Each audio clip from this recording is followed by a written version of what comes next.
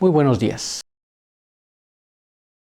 De la lección. Comenzamos otra semana más y en esta ocasión quiero recordarte pues que ya estamos avanzando en este trimestre, que estamos estudiando este tema muy importante que lleva por título Lecciones del libro de los Hechos en la primera parte. Vamos a ver una segunda parte de este tema y hemos visto temas muy interesantes sobre esto, pero en esta ocasión vamos a hablar del poder en el Pentecostés. De esto es lo que estaremos hablando durante esta semana.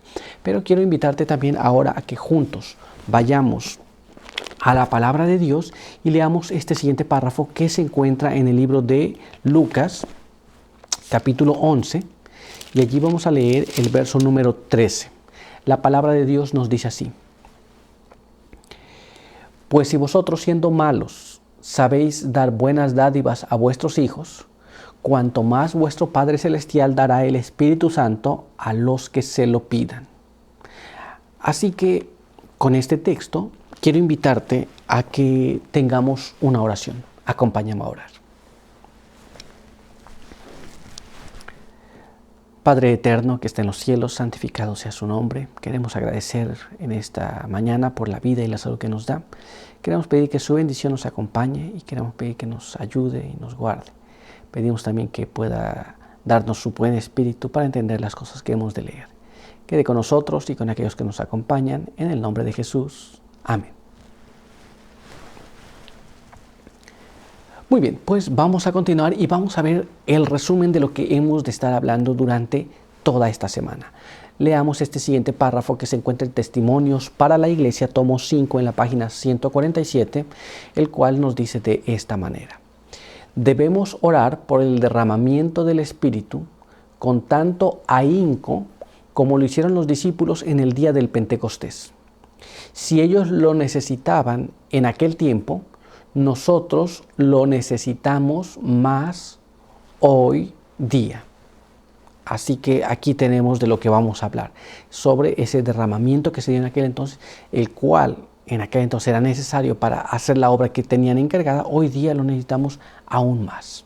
Pero vamos a ir entonces a el apartado para el día de hoy y nuestra primera pregunta. El apartado para el día de hoy es preparándose para el derramamiento.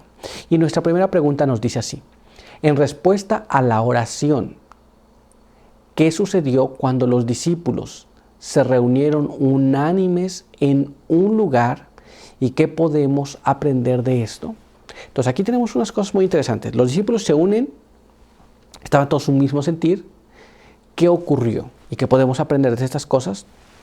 Bueno, esto es lo que vamos a ver y analizar en la palabra de Dios. Así que vamos a leer este siguiente párrafo que se encuentra en el libro de Lucas, capítulo 11, verso 13, que es el verso que estamos aprendiendo, y leemos de esta manera: Y si vosotros siendo malos sabéis dar buenas dádivas a vuestros hijos, cuanto más vuestro Padre Celestial dará el Espíritu Santo a los que se lo pidan. Entonces, ¿qué estaba pasando allí? Estaban ellos orando por el derramamiento de este Espíritu Santo, del cual Jesús había hablado. Pero, ¿qué más? Recuerden que ellos, dijimos, estaban unánimes. Pero veamos qué más nos dice la palabra de Dios. Así que vamos allá a nuestro siguiente párrafo que está en el libro de Hechos, capítulo 2. Y allí vamos a leer el verso 1 y verso 2. Leemos de esta manera: Cuando llegó el día de Pentecostés, estaban todos juntos en el mismo lugar. Y de repente vino del cielo un estruendo como un viento impetuoso y llenó la casa donde estaban. Entonces todos estaban en un mismo lugar, unánimes. Y el texto dice que de repente vino un estruendo como de un viento y llenó toda la casa. Esto es lo que estaba ocurriendo. Muy bien. Así que ya vemos qué es lo que ocurrió, pero ¿qué podemos aprender de estas cosas? Vamos a ver lo que nos dice la pluma inspirada sobre este asunto. Leamos lo que está escrito en el libro de Testimonios para la Iglesia, tomo 8, en la página 27 y página 28. Nos dice así: Notemos que el Espíritu fue derramado después que los discípulos hubieron llegado a la unidad perfecta, cuando ya no contendían por el puesto más elevado, eran unánimes, habían desechado todas las diferencias. Así que entonces tenemos aquí un asunto muy interesante. Recuerden que antes estaban pensando quién sería el mayor en el reino de los cielos, pero en esta ocasión el derramamiento del Espíritu Santo viene cuando ellos dejan de lado estas cosas, ya no quieren la posición más elevada, todos tenían un mismo sentir, un mismo pensamiento. Pero veamos qué más nos dice el siguiente párrafo. Leamos lo que está escrito aquí. Los discípulos no pidieron una bendición para ellos mismos, sentían preocupación por las almas. No querían el Espíritu que viniera sobre ellos o que estuviera en ellos para que ellos fueran mejores, para que pudieran vivir de una forma diferente, sino ellos querían tener ese Espíritu para cumplir la comisión que Dios les había dado de predicar el Evangelio. Tenían una tarea muy ardua, muy amplia y no tenían la forma de llevarla a cabo.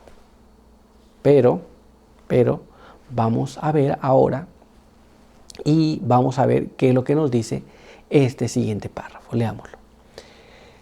Desechen los cristianos todas las disensiones y entréguense a Dios para salvar a los perdidos.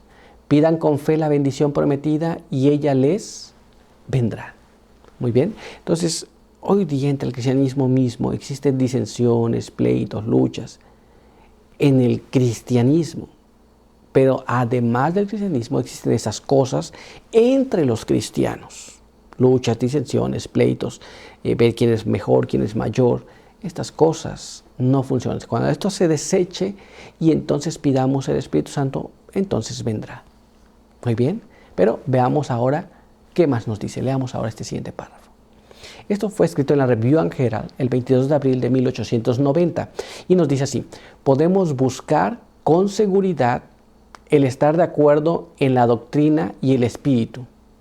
Y si esto se hiciera, estaríamos en armonía con la voluntad de Dios.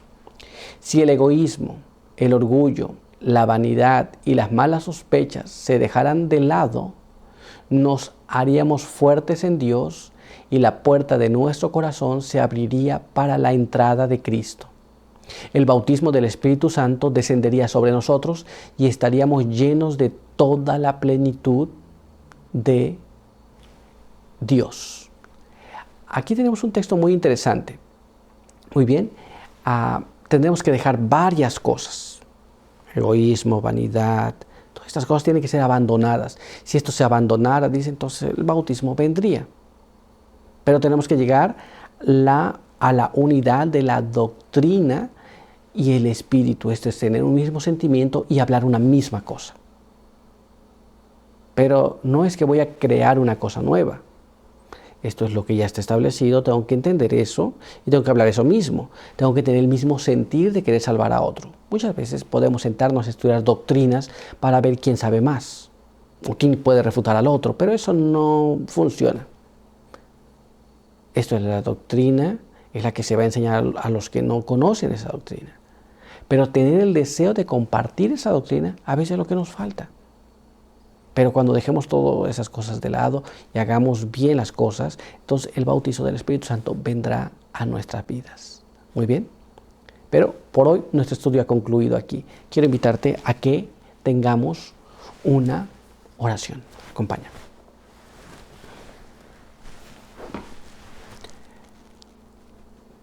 Padre eterno que está en los cielos, santificado sea su nombre. En esta hora queremos agradecer la vida, la salud. Queremos pedir que su bendición nos pueda acompañar. Pedimos que nos guarde, nos ayude, nos pueda bendecir y podamos entender estas cosas también.